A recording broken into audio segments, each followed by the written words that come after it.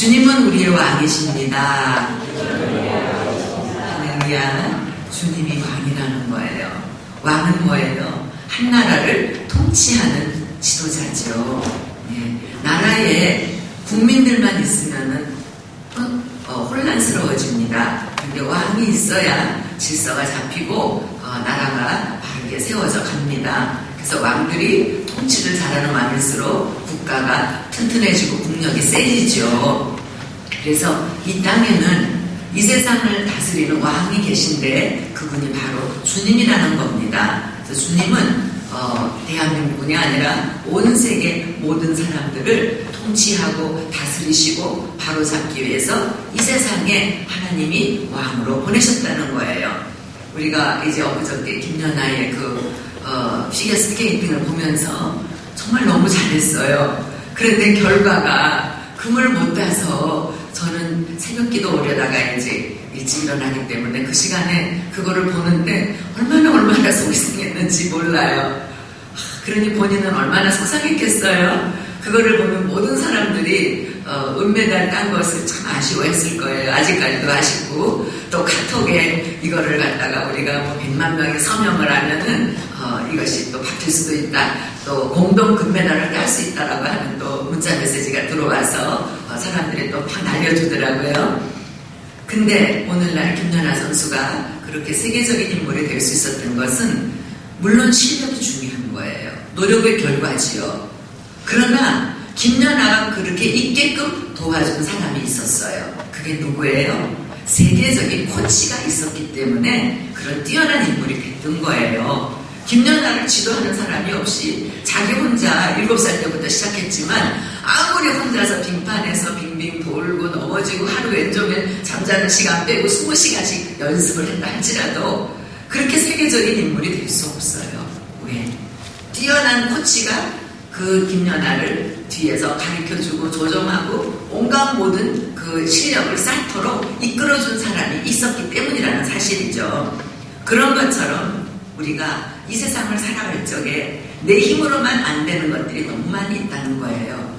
우리 힘으로 노력하고 힘쓰고 아무리 잘 살아보겠다고 애를 써도 우리 뒤에서 끌어주는 코치가 있어야지 돼요. 그분이 누구예요? 완전하시고 전능하시고 뛰어나시고 위대하신 하나님이 계셔야만 우리가 실수하지 않고 넘어졌을지라도 다시 일어나서 달려갈 수 있도록 도우시는 좋은 가정교사 같은 분이 바로 우리 한 분 한 분을 하나님이 이끌어주고 계신다는 것을 믿으시기 바랍니다.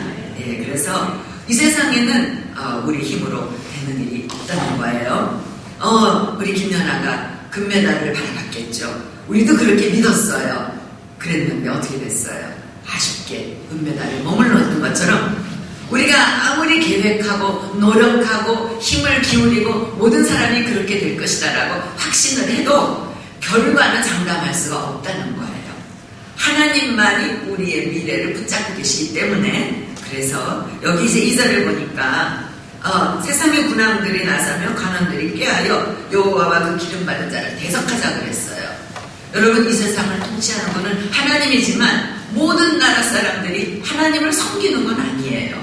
어느 나라는 불교를 믿고 어느 나라는 힌두교를 믿고 어느 나라는 마호멧을 믿고 이 지구상에 무지무지하게 많은 종교들이 존재해요. 하나님을 아는 사람들이 그렇게 다 믿지는 않는다는 거죠. 하나님을 모르는 사람들이 더 많기 때문에 이 지구상에는 혼란과 무질서와 난장판이 되어버린 세계 속에 우리가 살고 있습니다. 그렇지만 하나님을 아는 사람들은 어떤 그 능력을 받느냐? 무질서 가운데 질서 있게 살아가는 법을 터득하는 사람이 하나님을 아는 사람이라는 거예요. 그러면 무질서를 질서로 바꿔주는 게 뭐냐? 말씀이 그렇게 우리를 끌어간다는 사실입니다. 우리에게 하나님의 말씀이 없다면 모두 다 제멋대로 살아요. 내가 왕노릇하고 살아요. 왜? 내가 기순이기 때문에 남의 말을 들을 필요가 없어요. 내가 하는 게 다 옳아. 다른 사람 말은 내 마음에 들면은 받아들이고 마음에 안 들면 안 받아들여요. 그게 뭐예요? 자기가 기준이고 자기 잣대로 세상을 살기 때문에 그렇다는 거예요.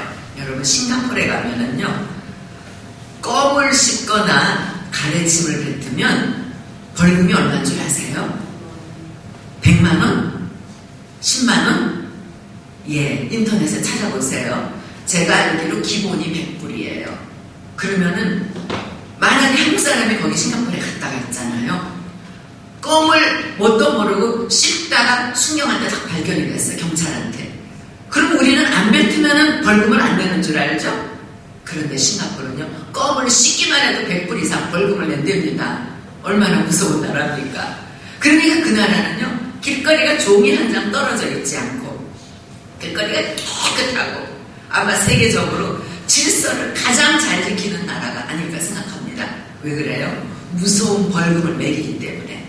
미국에는요, 주차장에 장애인들 주차 공간에다가 차를 세우잖아요. 그러면요, 벌금을요, 몇백만 원씩 내야 된대요. 그래서 거긴 절대로 다른 주차 공간에 세울 데가 없어도 장애인들 차량 세우는 데는 주차를 할 수가 없답니다. 그런데 제가 아는 어떤 한국 사람이 이제 미국에 가가지고 주차장 가니까는 저쪽 뒤에 있는 거예요. 그래서 앞에 보니까 주차장이 널널해. 그래서 누가 보는 사람도 없으니까 거기다 갖다 차를 딱 세웠답니다. 그랬는데 마침 거기서 경찰이 달고 이렇게 나타나더래요. 한국 사람이 순간적으로 머리를 썼답니다. 차문을 열고 내리면서 다리를 쩔뚝거리고 나왔대요. 그러면 그 경찰이 봐줄까요? 천만에 안 봐줘요. 장애인이라고 하는 스티커가 차에 붙여 있을 경우만 그 경찰이 봐주게 되어 있답니다. 그래서 그 사람은 벌금을 무지무지하게 많이 냈다고 하는 소리를 제가 들었습니다. 여러분, 그런 것처럼 이 나라가, 이 세계가 굴러가려면 질서가 필요한 거예요. 그래서 우리가 사람들이 사는 곳에 이 질서를 바르게 잡아줄 것이 뭐냐? 나라마다 법이 조금씩 달라요. 나라마다 어느 나라 법은 조금 느슨하기도 해요. 우리는 벨트를 순경이 안 멀쩡하게 매면은 닿지 않대요. 그리고 가다가 이거 뭐죠? 스마트폰 막 하잖아요. 그런데 미국 같은 데서 이 스마트폰 하나 걸리면 벌금 무지하게 많이 매겨요. 그래서 스마트폰을 운전하다가 못하는 거예요. 그런 것처럼 이 세계의 모든 나라 사람들을 하나로 끌어갈 수 있는 질서와 법이 있는데 그게 뭐냐? 하나님의 말씀이라는 거예요. 그런데 여러분, 교통법규가 우리를 괴롭히려고 있는 게 아니잖아요. 교통법규를 잘 지켜야지만 질서가 생기는 거예요. 만약에 빨간불, 파란불 신호가 없고 막 유턴하는 게 없다 그래봐요. 막 차가 엉기겠지요. 자기 가고 싶으면 가고, 막 인도로 차가 가고, 바쁘다고 막 밀고 나갈 거고, 막 저쪽 차선에는 차가 없으니까 팩팩 돌릴 거고, 이러면 얼마나 무질서해지겠습니까? 그러니까 교통법규가 우리를 괴롭히려고 있는 게 아니에요. 우리를 살리고 우리를 편안하게 해주기 위해서 있는 것처럼 하나님의 말씀이 우리를 괴롭히려고 있는 게 아니에요. 하나님의 말씀이 있어야지만 우리가 말씀대로 순종하게 되고 우리로 하여금 질서를 지키는 법을 배우고 우리로 하여금 하나님의 뜻대로 살아가는 것을 가르쳐주기 위해서 있다는 거예요. 그런데 사람들이 어떻게 하느냐? 우리가 그 맨 것을 끊고 결박을 벗어버리자 하도다. 3절에 보니까 하나님의 말씀 지키는 건 너무 어려워. 너무 힘들어. 주일날 안식일을 기억하여 거룩히 지키라고. 난 주일날 바쁜 일도 많이 있는데 친구도 만나야 되고 결혼식도 가야지 되고 할 일이 너무 많은데 무슨 주일날 하루쯤 빠져도 되지. 이러고 많은 사람들이 자기 임의대로 신앙생활을 그렇게 했다고 그래 보세요. 그러면 우리가 영적으로 건강하게 자랄 수 있는 사람이 있다 이겁니다. 그래서 우리는 말씀을 지킬 때만이 하나님이 우리를 보호해 주세요. 하나님의 우리를 안전하게 이끌어 가시고 하나님이 우리의 미래를 지켜주시는 줄로 믿으시기 바랍니다. 여러분, 우리가 예배 드리는 거 불편할지도 몰라요. 가족들 간에 우리가 어디를 가야 되는데 나만 빠지는 게 너무 불편할 수도 있어요. 그렇지만 우리가 이 예배를 드림으로 인해서 예배가 우리의 미래를 보호해주고 보장해준다는 사실을 믿으시기 바랍니다. 여러분, 예배 안 지키는 사람들이 어떻게 돼요? 예배 안 지키다가 잘못된 사람들은 제가 많이 봤어도 예배 잘 드리다가 잘못된 사람 아직까지 한 번도 못 봤습니다. 그러니까 여러분들은 우리가 어디다 목숨을 걸어야 돼요? 예배 드리는데 목숨을 거시기 바랍니다. 예배 잘 드리는 사람은요, 하나님이요 엄청나게 축복해 주시는 것을 저는 지금까지 너무너무 많이 봤어요. 그래서 하나님의 말씀은 빛이라 그래요. 말씀은 빛이기 때문에 하나님의 말씀이 내 심령 가운데 들어오면 어둠이 물러갑니다. 그전에는 남을 막 미워하고 내 마음에 안 들면 막 이 친구 붙잡고 막 욕을 하고 흉보고 막 비판하고 막 꼴보기 싫다 그러고 밥맛 없다 그러고 막 그랬는데, 이제는 하나님의 말씀이 내 속에 들어오니까 이웃을 사랑해야 되고 다른 사람들을 비판하지 말아야 되고, 남을 비판하면 네가 더 큰 비판을 받는다 그러고, 그러니까 이제는 꼼짝을 못하고 이제는 말씀을 지키려고 애를 쓰게 되는 거예요. 그래서 하나님의 말씀은 빛이라는 거죠. 여러분, 빛이 우리가 이 가정에 우리가 깜깜할 적에 불을 탁 켜면 어때요? 환해지잖아요. 내 마음속에 어둠과 죄로 깜깜해져 있을 적에 말씀이 이 빛 쪽에 빛이 되어서 내 속에 확 들어오면 어떻게 돼요? 내 마음이 환해지는 거예요. 그러니까 내가 그때부터 하나님을 믿는 순간부터 죄를 버리게 되고, 거짓말을 버리게 되고, 도둑질을 버리게 되고, 술을 버리게 되고, 담배를 버리게 되고, 내 멋대로 살던 모든 은밀하게 짓던 죄들을 다 버리게 된다 이겁니다. 그러니까 하나님의 통치를 거부하는 사람이 제일 불쌍한 사람이 되는 거죠. 어떤 사람이 미국에서 살다가 한국에 들어오게 됐어요. 그래서 이제 인천공항을 이렇게 나와가지고 그 고속도로를 달리다가 그만 교통사고를 만난 거예요. 그래서 이 사람이 갈비뼈가 다 부러지고 내장이 다 파열되고 온몸이 완전히 망가졌어요. 그 병원에 갔는데 의사가 이 사람 죽었다고 판정을 내린 거예요. 그런데 병원에 여러분들이 혹시 그런 얘기 들어보셨는지 모르지만 시신을 닦아주는 공사를 하는 권사님들이 계셔요. 그래서 죽은 사람들을 이렇게 이제 다 깨끗하게 닦아주는데, 그거를 그냥 자원봉사하는 어느 교회 권사님께서 그 시체를 이제 죽었다고 판정이 되는 시체를 닦아주려고 이렇게 보니까 가느랗게 이 사람이 숨을 탁탁탁 쉬고 있는 걸 발견한 거예요. 그래서 얼른 의사한테 얘기를 해가지고 이 사람을 영안실로 데리고 가려던 사람을 중환자실로 옮겼어요.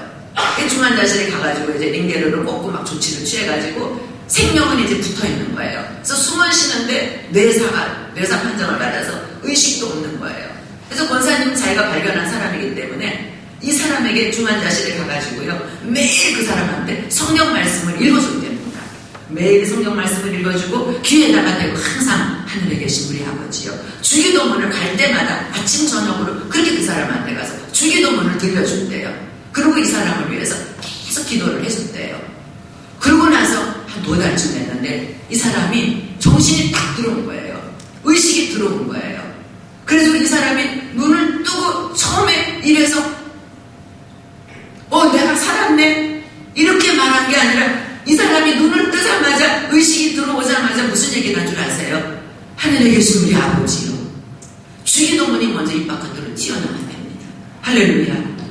여러분, 사람이 죽어도 우리 인체는 다 이렇게 사람이 죽어도 맨 마지막까지 제일 마지막에 남는 기관이 어디냐면 귀는 제일 마지막에 감겨진답니다. 그러니까 의식이 없어도 이 귀에다 얘기하는 거는 다 듣고 있다는 거예요. 그 영이 듣고 있는 거예요. 그 영은 우리 인체가 완전히 죽어야 떠나기 때문에, 근데 이 사람은 안 죽었기 때문에 이 영이 듣고 있었던 거예요, 주기도문을. 그리고 말씀이 날마다 이 권사님이 그 사람한테 가서 말씀을 들려주는 거예요. 그랬더니 하나님이 이 죽어야 될 사람을 살려낸 건데, 근데 너무나 놀라운 건 이 사람이 교회를 한 번도 가보지 않았다는 사람이랍니다. 예수를 믿어본 적이 없는 사람이래요. 그런데 눈을 뜨자마자 주기도문이 나왔는데, 그 사람이 나중에 고백을 하는데, 내가 주기도문을 하고 의식이 돌아오는 그 순간 나는 교회도 가본 적도 없고 세례 받은 적도 없고 예배 드린 적도 없는데 하나님이 살아계시게 그냥 자동으로 100% 믿어졌습니다. 그렇게 고백을 하더래요. 그리고 내 죄 때문에 예수님이 십자가에 달려서 돌아가셨다는 것이 누가 가르쳐 주지도 않았는데 100% 믿어지더랍니다. 할렐루야. 이게 하나님의 말씀의 능력이라는 거예요.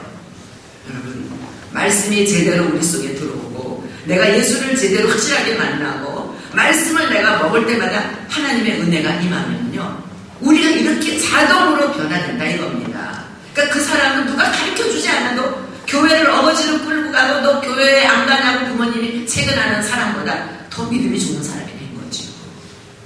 이 사람이 어떻게 됐겠어요? 예수를 전하는 사람이 된 거예요. 이거는 시간이에요. 여러분, 그렇기 때문에 우리가 하나님의 말씀을 믿어야 되고 하나님의 말씀을 의지해야 되고 하나님 하나님께 도움을 요청을 해야지 돼요. 그게 뭐냐? 그게 믿음이라는 거예요. 믿음이 비스테오라고 하는데 구약에 비스테오라고 그 뜻이 뭐냐? 맡긴다는 뜻이에요. 맡기는 거예요.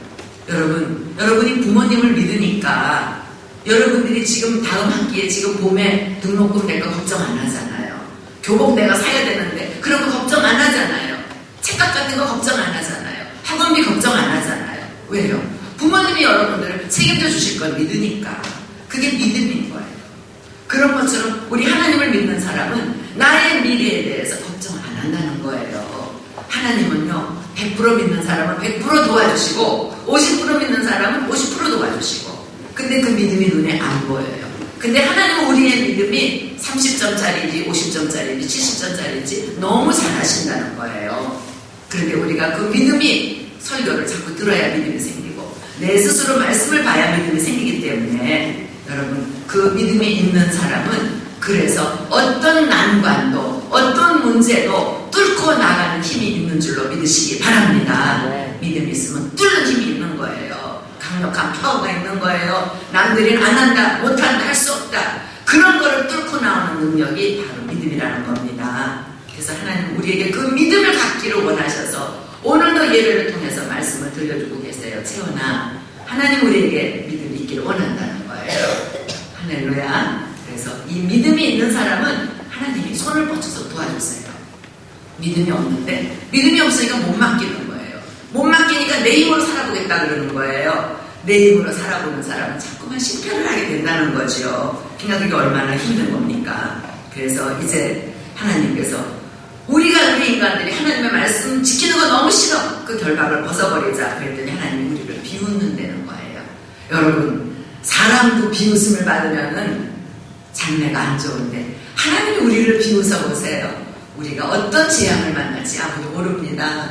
눈폭탄을 맞을 수도 있는 거고요. AI가 감염돼서 내가 키우던 오리나 닭이 다 죽을 수도 있는 거고요.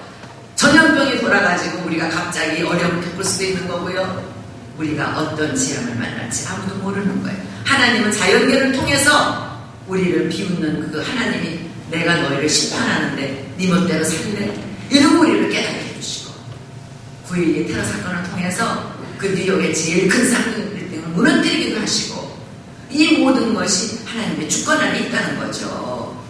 그렇기 때문에 여러분 우리는 세상에서 제일 중요한 게 뭔 줄 아세요? 하나님의 말씀을 지키고 배우고 읽는 게 제일 중요한 거예요. 여기 10절에 보니까 그런즉 군왕들아 너희는 지혜를 얻으며 세상에 관원들아 교훈을 받을지어다.